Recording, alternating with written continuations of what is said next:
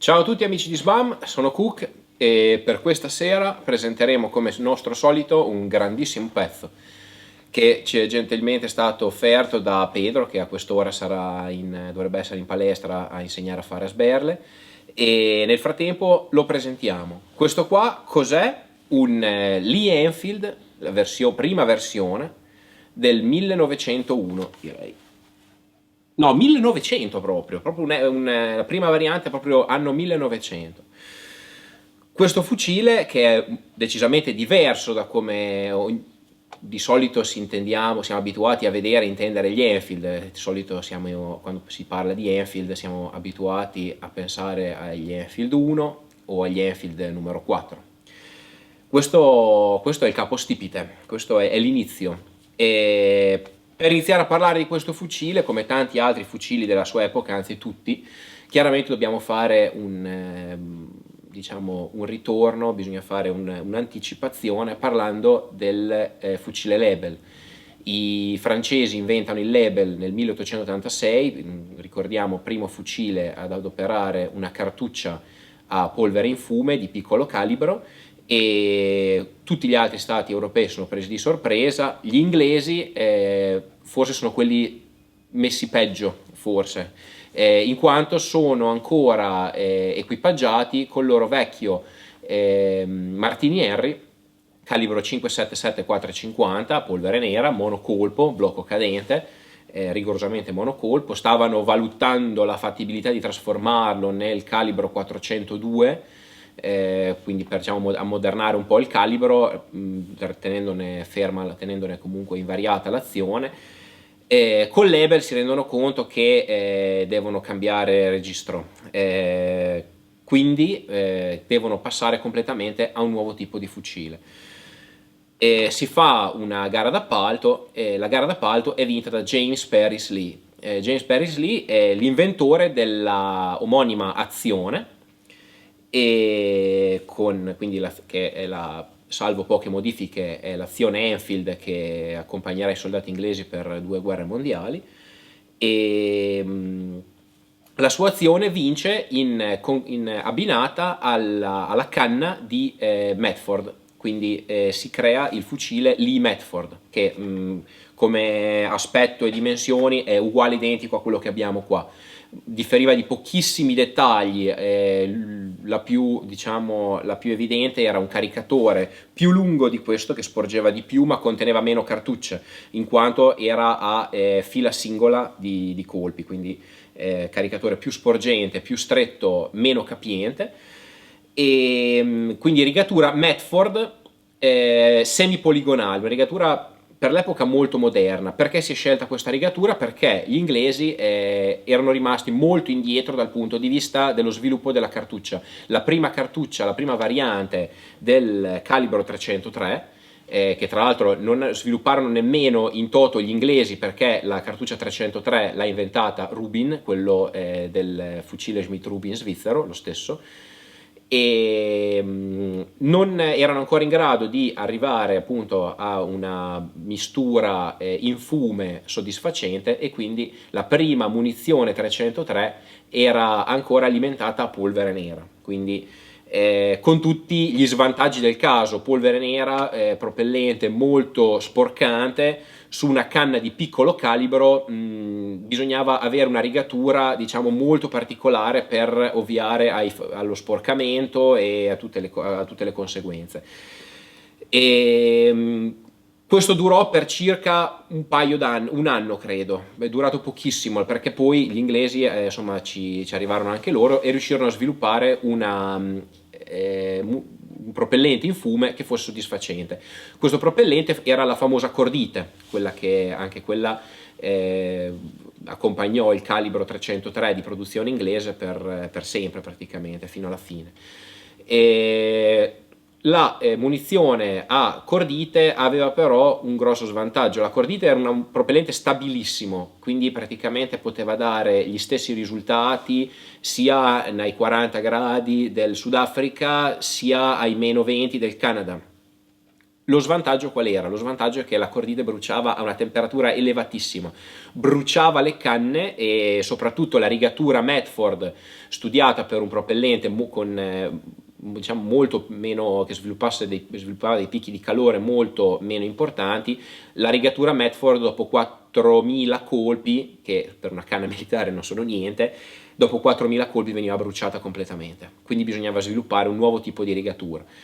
A questo punto la rigatura fu sviluppata proprio dalla Enfield, dalla Royal Smaller Factory di Enfield, e la rigatura diventò quella che conosciamo tutti, quindi con le righe belle, profonde e squadrate a 5 principi.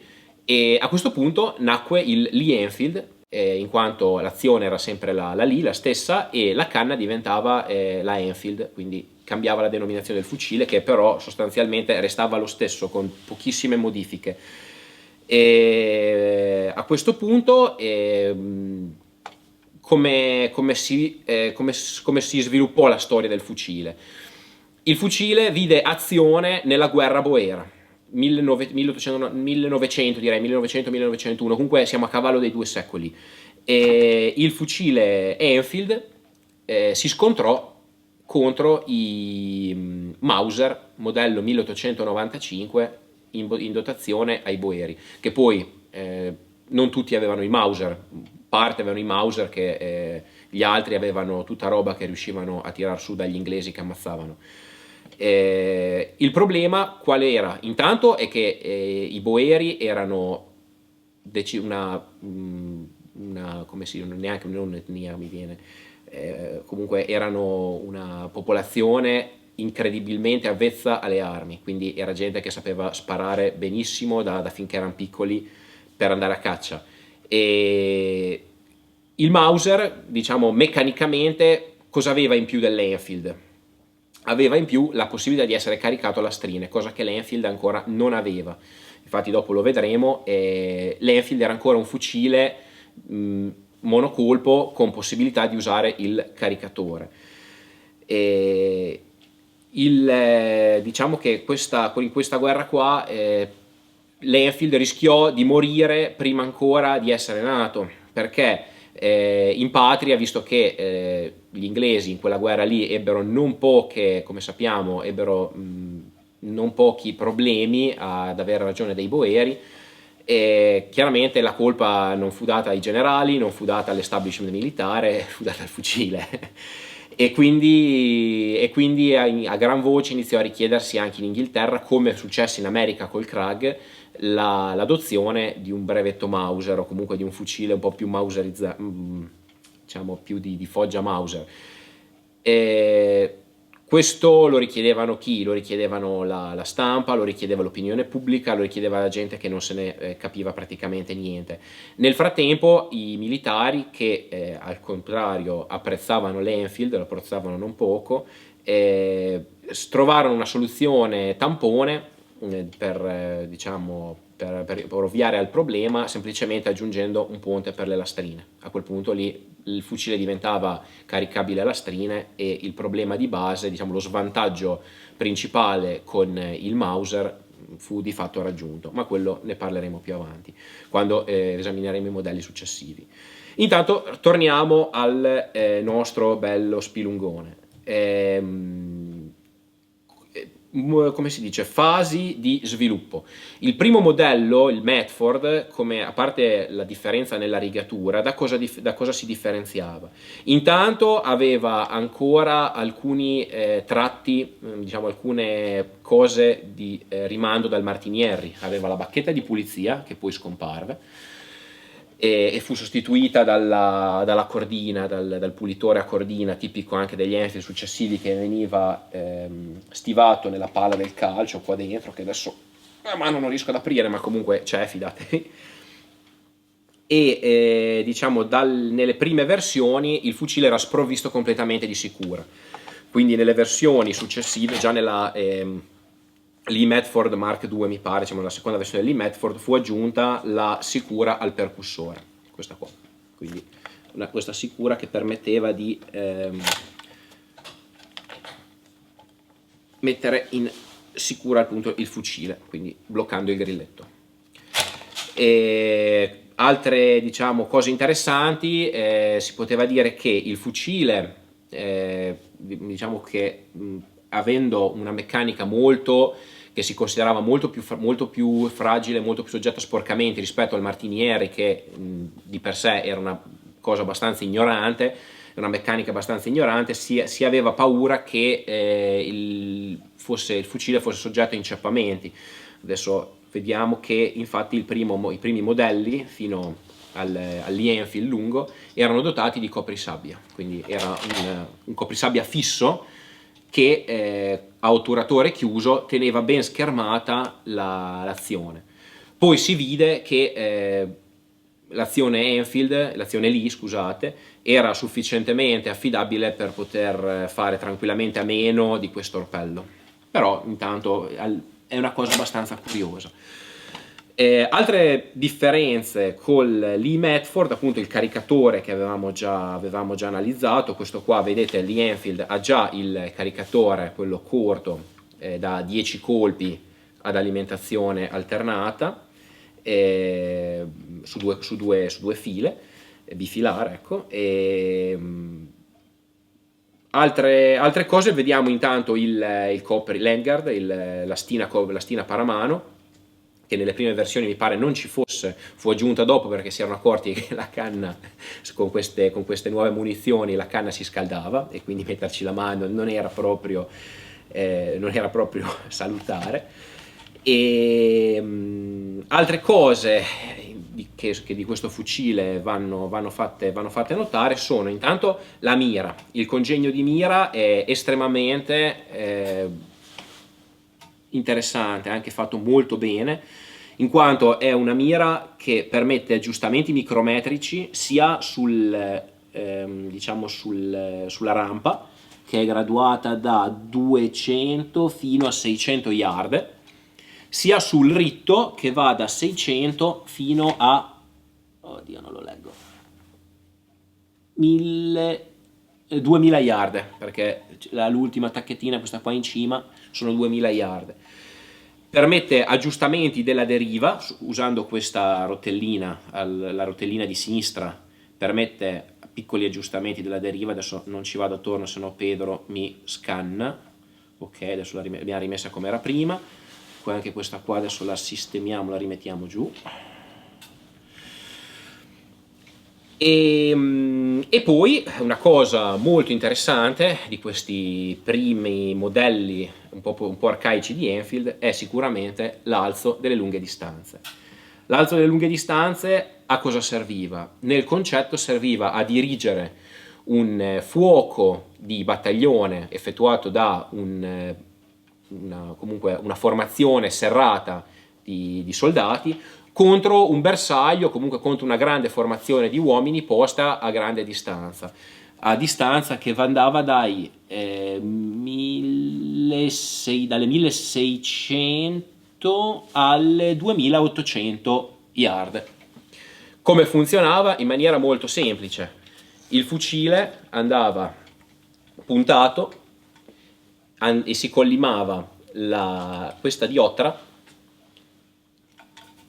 con questo rotellina qua, adesso ve la faremo vedere anche in distanza ravvicinata, e si puntava la formazione nemica. Quindi vedete, il fucile spara praticamente altissimo, è un tiro a parabola estremamente indiretto, anche perché una mira posta sul calcio di un fucile può avere solo una vaga relazione con la canna, quindi era appunto un tiro del tutto indiretto e molto, diciamo, alla carlona. Un impiego che fu raramente usato sul campo, e anche perché lo stesso lavoro lo poteva fare una mitragliatrice. Quindi, diciamo, però erano quelle, sapete, erano una di quelle cose che, insomma, quelle piccole curiosità che spesso e volentieri sui fucili si cercava di mettere, anche perché si pensava che potessero avere ancora la loro utilità verso la fine dell'Ottocento. Poi vedremo che invece la guerra che si andrà a combattere li renderà del tutto superflui. Altra cosa che si può dire a grandi linee del fucile, prima di andare a analizzare l'esemplare e la munizionamento, è questo qua, il cut-off. Il cut-off, come dicevamo prima, i primi Enfield nascevano come di fatto fucili a colpo singolo con caricatore di riserva, in quanto non era ancora stata inventata la lastrina, questa qua, che poi verrà usata sui modelli corti che vedremo in seguito e che arriveranno in seguito. Cosa serviva? Semplicemente si riempiva il caricatore di cartucce, una volta riempito il caricatore questa si chiudeva e il fucile veniva usato come single loader, insomma come fucile a colpo singolo. Quando il nemico si avvicinava a sufficienza o comunque si arrivava a distanza ravvicinata col nemico, semplicemente l'ordine era di aprire i cut-off e usare il caricatore e la riserva di colpi del serbatoio per effettuare un tiro più veloce, più celere. Ok, a questo punto direi che abbiamo analizzato tutto, ci manca da parlare appunto del calibro. La prima cartuccia usata dagli inglesi nel calibro 303, che come dicevamo è un calibro che è stato sviluppato dal colonnello Rubin dell'esercito svizzero, lo stesso che inventò o contribuì comunque a inventare il famoso calibro 7,5 d'ordinanza svizzera. La prima versione utilizzava una palla di diametro 311 millesimi di pollice a punta arrotondata del peso di 215 grani. Era propulso da una carica di polvere nera compressa di 60 grani, mi pare, era in un pellet, era formato in un pellet sul quale poi veniva formata la cartuccia. In seguito la carica, appunto, dicevamo, diventò a cordite, ma la palla rimase appunto arrotondata da 215 grani fino circa al 1906-1907. A quel punto lì gli inglesi adottarono la carica, la palla Spitzer, quindi quella a punta, da 174 grani, che li accompagnò fino agli anni 50, che è questa qua appunto. Questa qua è una Mark 7, una cartuccia Mark 7 del 1941, originale. A questo punto vediamo qualche curiosità di questo esemplare. Questo esemplare, come abbiamo detto, è stato fatto dalla BSA, dalla Birmingham Small Arms, nel 1900. È marcato LE, quindi Lee Enfield, 1 asterisco, anzi l'asterisco che siamo abituati a vedere sui numero 1, Mark 3 e sul numero 4. Qua era fatto molto bene, era una stellina, noi siamo abituati a vedere di solito una cosa bruttissima fatta male. Questa invece qua è una bella stellina, adesso la vediamo. Il marchio, la stampigliatura è VR, proprio della Regina Vittoria, perché nel 1900 era ancora viva la Regina Vittoria. Qua vediamo il marchio della BSA e questa sorta di marchiatura qua che dovrebbe indicare che questo fucile fu mandato in Sudafrica per l'uso in un club di tiro.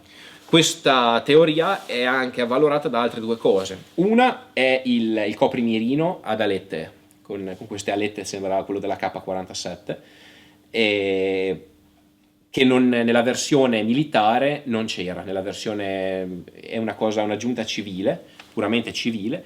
E in ultima cosa, la canna è marcata HV, questa è una canna sostitutiva. HV vuol dire High Velocity, quindi questa canna è stata sostituita per utilizzare la munizione Mark 7 Spitzer, che sarebbe una cosa abbastanza peculiare su un Lee Enfield non retrofittato con ponte delle lastrine. Quindi questo qua al 99 su 100 è un fucile che è stato usato, è stato mandato in Sudafrica, o è stato comunque reso un'arma civile, diciamo un'arma per uso civile in un club di tiro. Cosa ci resta da dire? A questo punto manca purtroppo la cinghia, che ci vorrebbe la sua bella cinghia in pelle. Qua vediamo che la bacchetta è stata, non c'è più la bacchetta qua dentro, insomma, anche perché fu tolta da quando poi fu introdotto il pulitore a corda.